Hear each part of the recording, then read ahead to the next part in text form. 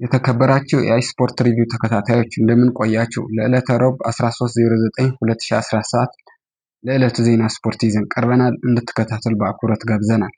ሊቨርፑል ሰኞ ምሽት ከብራይተን ባደረገው የፕሪሚየር ሊግ ግጥሚያ 3-2 በሆነ ውጤት ተሸንፈዋል። ሊቨርፑል በሲዝኑ መጨረሻ ያጋጠመው ያለውን ሽንፈት ተከትሎ ዝቅተኛ ነጥብ ሰብስቦ ቻምፒዮን የሆነ ቡድን ያደርገዋል። ይህም ከረዥም ዓመታት በኋላ ዝቅተኛ ነጥብ በመሰብሰብ ቻምፒዮን የሆነ ቡድን ያደርገዋል ሲል ጋሪ ኔቪል ገልጿል። ይህ ሽንፈቱ በቀሪ አንድ ጨዋታ ላይ የሚደግመው ከሆነ የቻምፒየንነት ስነ ስርዓት ላይ ሊያደበዝዝበት ይችላል።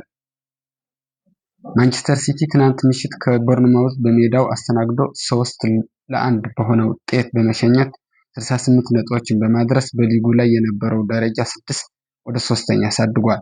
የቡድኑ ተጫዋች ኬቨን ደብሬና ለ10 ዓመታት የዘለቀው ቆይታው በደጋፊዎቹ ፊት ደማቅ አሸናኘት ተደርጎለታል። ተጫዋቹ በአሸናኘት ስርዓቱ ላይ ቤተሰቡ የተገኙ ሲሆን 3 ልጆችና ባለቤቱ ተገኝተዋል። የኢሮፓ ሊግ ዛሬ ምሽት ፍጻሜውን ያገኛል። በማንቸስተር ዩናይትድ እና በቶተንሃም መካከል የሚደረገው ይህ ጨዋታ ለሁለቱም ቡድኖች በጣም ወሳኝ ሲሆን በተመሳሳይ የሊግ ውጤት የሚገኙ በመሆናቸው ይበልጥ ተጠባቂ እንዲሆን ያደርገዋል።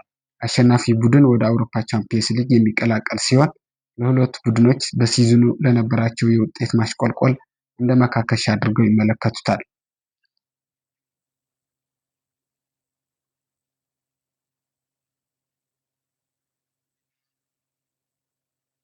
አርሴናል የስፖርቲንግ ሊዝበን አጥቂ ቪክተር ጋዮከርስ ለማስፈረም 60 ሚሊዮን ፓውንድ ለመክፈል ዝግጁ መሆኑን ገልጿል።